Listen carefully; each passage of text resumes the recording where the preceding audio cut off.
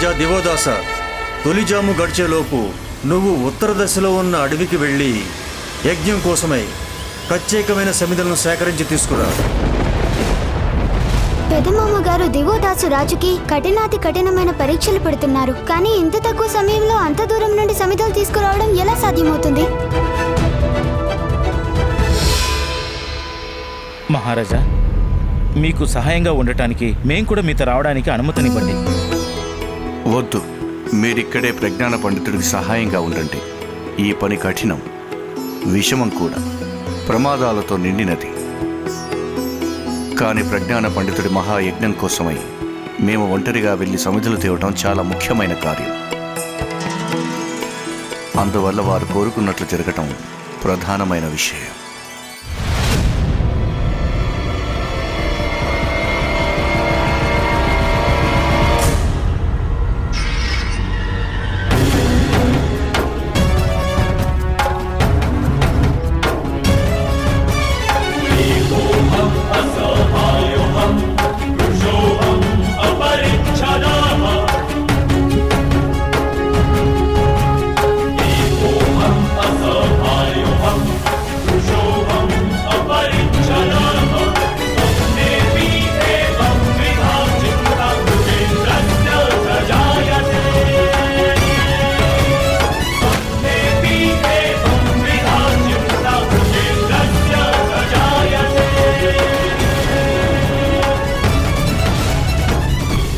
దివోదాసరాజు బ్రహ్మదేవుడి ప్రతి ఆజ్ఞని నియమనిష్టాలతో సమయానికి పూర్తి చేస్తున్నారు.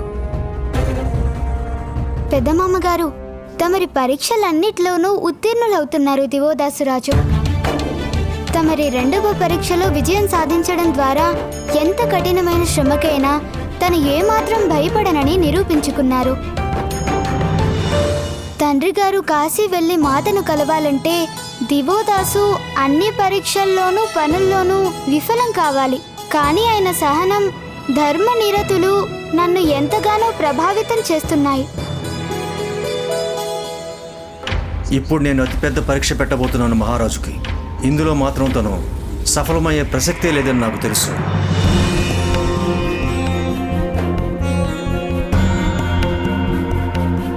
దివోదాస మహారాజా, ఇవన్నీ సులభమైన పనులు.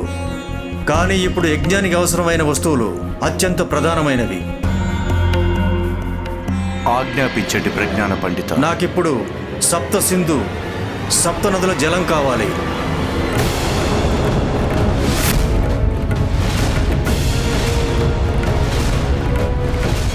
అద్భుతం, అత్యద్భుతం. బ్రహ్మదేవుడు అడిగింది తీసుకురావడం కాశీ రాజుకే కాదు, ఎవరికైనా అసంభవమే. సప్త సింధు, సప్త నదుల జలం తీసుకురావడానికి కొన్ని సంవత్సరాలు పడుతుంది. కానీ బ్రహ్మదేవుడు మాత్రం జలాన్ని వెంటనే తీసుకురమని చెప్పారు. ఇప్పుడు దివోదాస రాజు తన వైఫల్యాన్ని అంగీకరించక తప్పదు.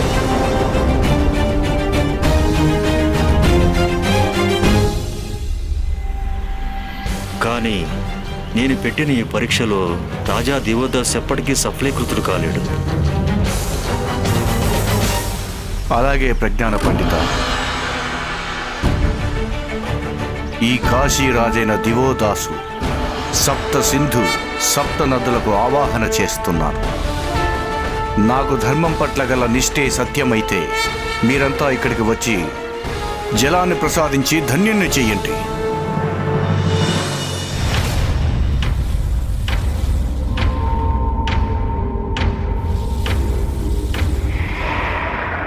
ఏమైంది వరుణదేవా?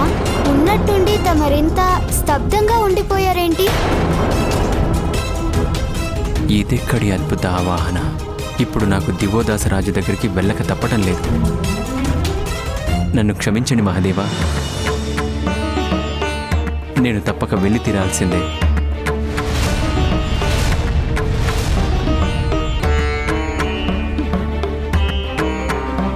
వరుణదేవా,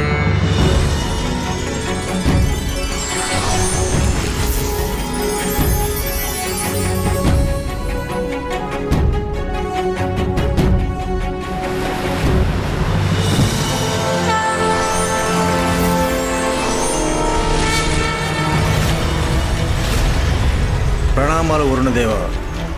ఈ సముద్రదేవుడు తమరికి సప్త సింధు జలాలను ప్రసాదిస్తున్నాడు.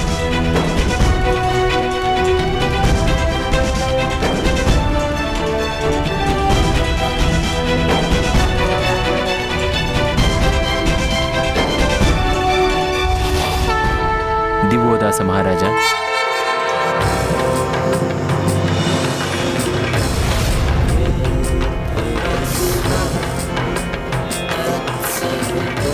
ప్రణామాలు వరుణదేవా.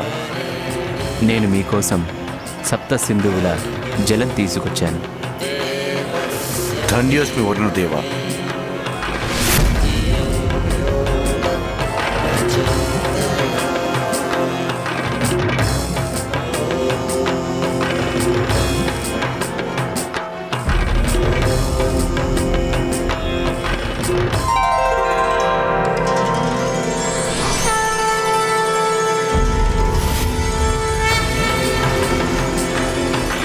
ప్రణామాలు గంగామాత. శుభమస్తు పుత్ర. తమరి కోరిక మేరకు సప్త నదుల నుండి నీటిని తీసుకుని వచ్చాను. ధన్యస్మి మాత.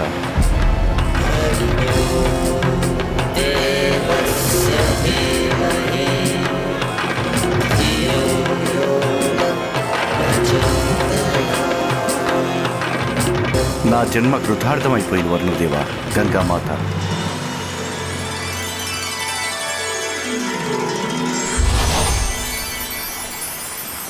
సప్త సింధు సప్త నదుల జలాలు సిద్ధంగా ఉన్నాయి ప్రజ్ఞాన పండిత.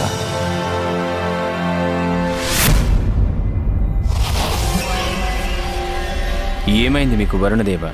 హఠాత్తుగా మీరు కాశీకి ఎందుకు వెళ్లాల్సి వచ్చింది? చూస్తుంటే మీరు దివోదాస మహారాజుకి సహాయం చేయడంలో కాస్త ఎక్కువ ఉత్సాహాన్ని చూపించినట్టున్నారు. నాకే ఆశ్చర్యంగా ఉంది. అర్థం కావట్లేదు. నన్ను నేను ఎందుకు అదుపు చేసుకోలేకపోయానో అర్థం కావట్లేదు ఇంద్రదేవ. ఇదే కదా దివోదాసు రాజు భక్తిలోని ప్రత్యేకత. ఆయన భక్తి తత్పరత, ధర్మ నిరతి, సత్యసంధత కలిసి వరుణదేవుడు అక్కడికి వెళ్ళక తప్పని పరిస్థితి కల్పించాయి.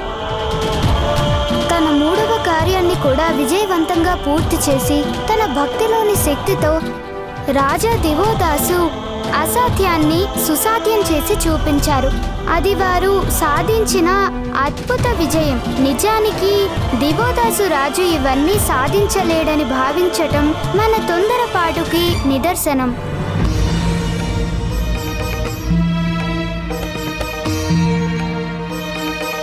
మహారాజా దివోదాస, మీరు మీ మాటలు నిలబెట్టుకోవడంతో పాటు నా యొక్క ప్రతి ఆదేశాన్ని పాటించి చూపారు. మీకు మీ బాధ్యత పట్ల గల నియమనిష్టలు ఇంకా తమరి వినమ్రతలకు ఎంతగానో సంతుష్టున్నయ్యాను.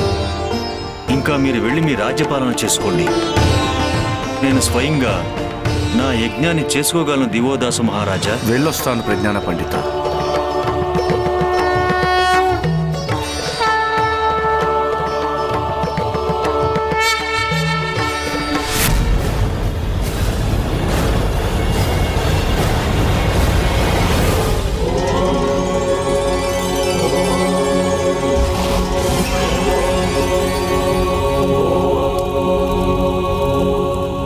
ఇదేమిటి? బ్రహ్మదేవుడు నిజంగానే అక్కడ యజ్ఞం ఆరంభించారు. ఇప్పుడు ఆయన దివోదాసు రాజులు తప్పులెలా పట్టుకుంటారు? మీ ప్రశ్నకు సమాధానం కళ్ళ ముందే కనిపిస్తుంది వాయుదేవా. పెద్ద మామగారు కూడా దివోదాసు రాజులో ఎలాంటి తప్పు కనిపెట్టలేకపోయారు. అక్కడ బ్రహ్మదేవుడు యజ్ఞంలో తన్మయంగా లీనమయ్యారు. అంటే ఆయన యజ్ఞం పూర్తి చేస్తే గానీ రారిక్కడికి. అయిన అసలు సమస్య అలాగే మిగులుంది. దానేం చేద్దాం? ఎంత సంకట పరిస్థితి ఇది! అక్కడ జగశ్వి మహర్షి మరణించేలా ఉన్నారు. ఆదిశక్తి గుడిలో మహాదేవుడికి దూరమైన బాధతో ఆయన రాకకై ఎదురు చూస్తూ ఉన్నారు.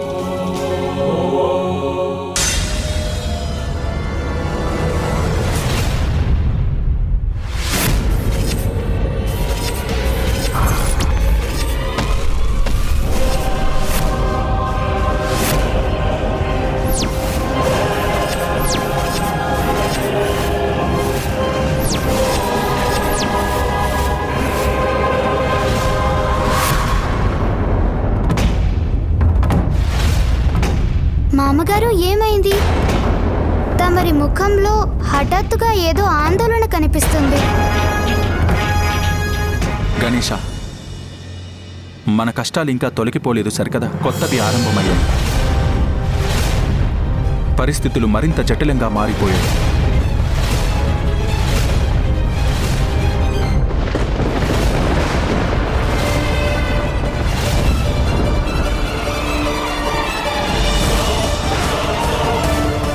మన స్వర్గ వాతావరణంలో ఈ మార్పులేంటి?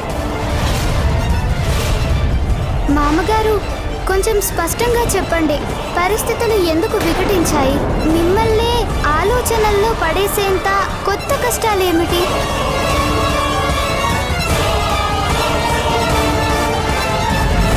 దుర్గమాసురుడు.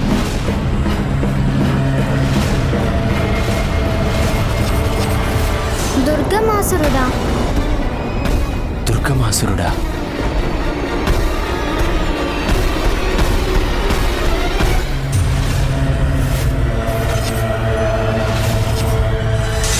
మామయ్య, ఎవరి దుర్గమాసురుడు? అసుర రూరుడి పుత్రుడు. శుంభు నిశుంభుల యొక్క సైన్యంలో తను అసుర మహావీరుడు రూరు తన మాత తన కాళీశ్వర రూపంలో అంతం చేశారు. అవును పుత్ర కార్తికేయ, రూరు పుత్రుడే ఈ దుర్గమాసురుడు. ఈ దుర్గమాసురుడు బ్రహ్మదేవుడికి చాలా గొప్ప భక్తుడు. తనిప్పుడు స్వర్గం వైపుగా వస్తున్నాడు తన పూర్తి సైన్యాలతో.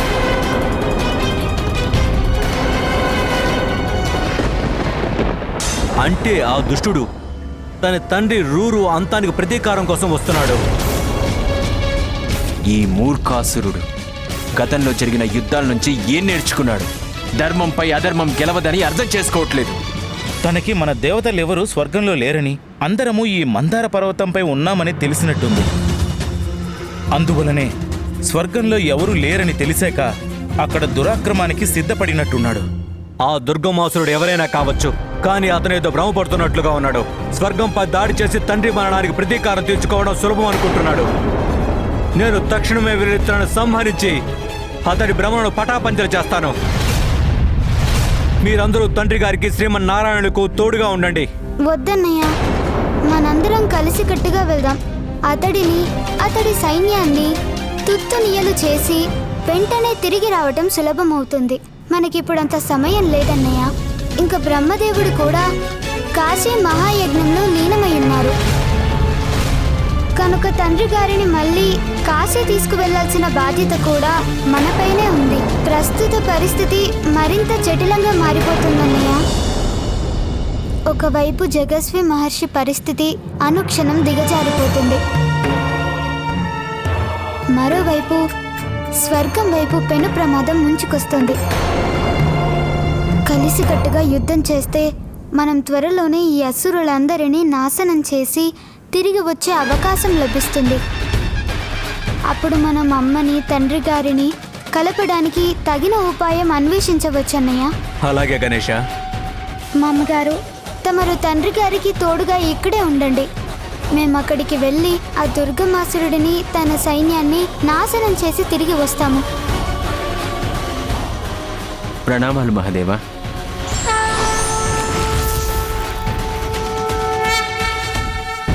బ్రహ్మదేవుడి భక్తుడైన ఈ దుర్గమాసురుడు కేవలం స్వర్గంపై దాడి చేయడమే కాదు, అంతకు మించి ఉపద్రవం సృష్టించడానికి వెళ్తున్నాడు.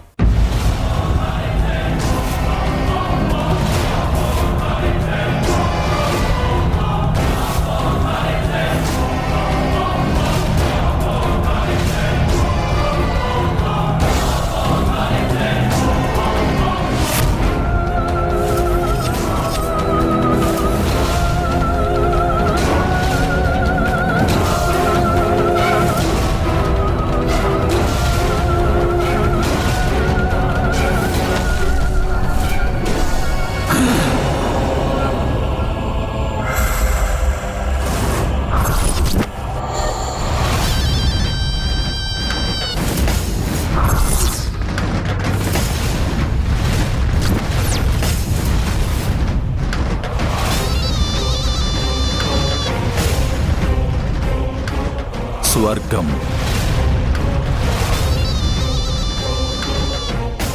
స్వర్గం అది నా స్వర్గం. స్వర్గాన్ని సులభంగా సొంతం చేసుకోవడం ఎలాగో నాకు చాలా స్పష్టంగా తెలుసు. వచ్చాడు దుర్గమాసురుడు. దుర్గమాసురుడు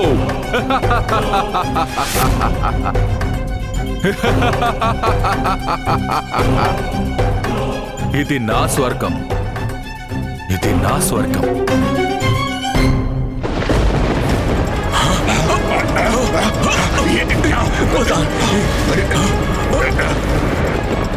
ఈ ఆకాశ మార్గంలో అలజడేమిటి? ఎవరు విచ్చేస్తున్నారు ఆకాశ మార్గం నుండి?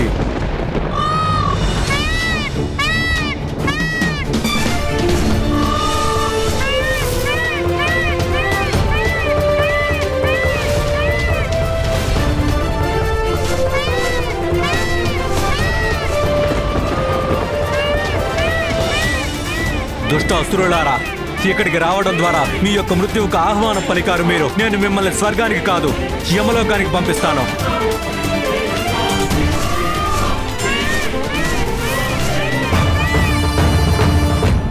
ఎవరో దివ్య సైనికుడు వస్తున్నాడు. తనని చీల్చి చెండాడుదాం పదండి. తనని అంతం చేద్దాం.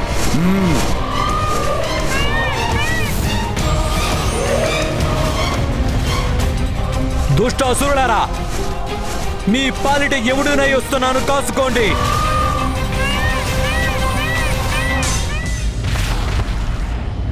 దుష్ట దేవతలారా, మీ అంతం చూస్తాం. దాడి చేయండి. దాడి చెయ్యండి.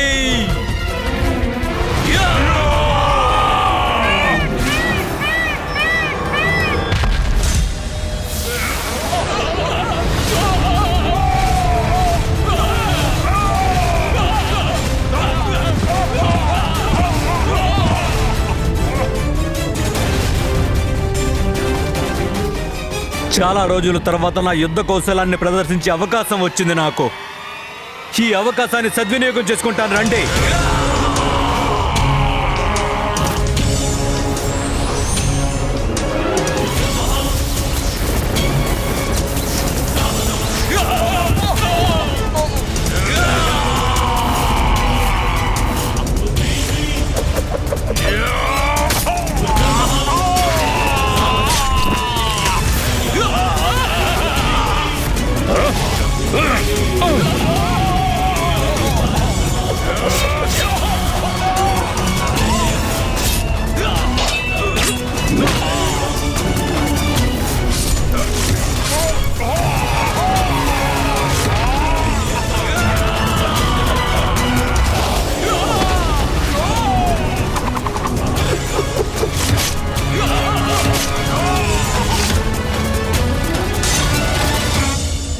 సోదర గణేష, మా గణేశుడు ఎక్కడున్నాడు?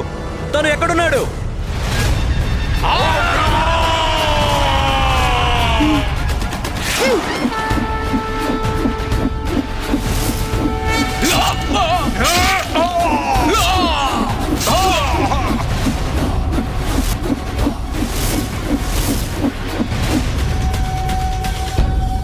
నేనిక్కడున్నానన్నయ్య.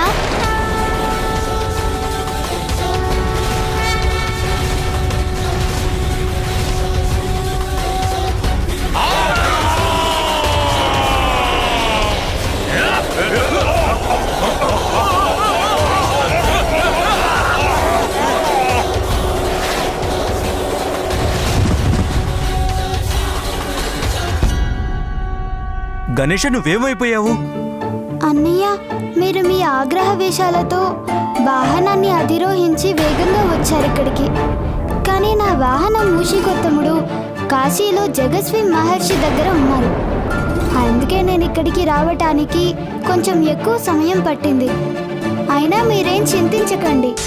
నేను రావడం ఆలస్యమైతే కావచ్చు, కానీ ఇప్పుడు ఈ అసురుల భరతం పట్టడంలో మీకెంత మాత్రం తీసిపోనన్నయ్య. రండి అసురులారా, రండి. మీ కాలం చెల్లిపోయింది.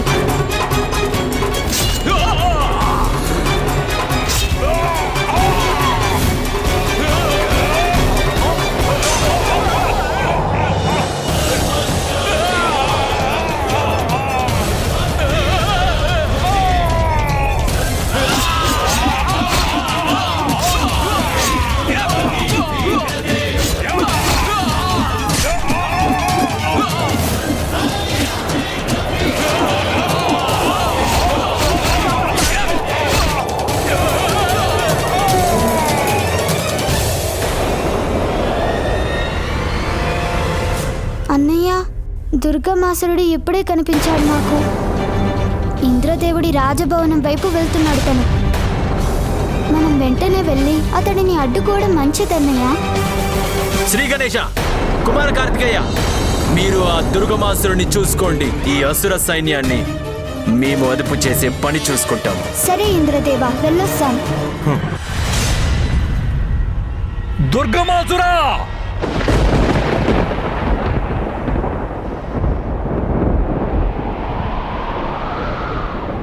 పిరికి పందలాగా యుద్ధ భూమి నుంచి పలాయనం చిత్తగిస్తున్నావా?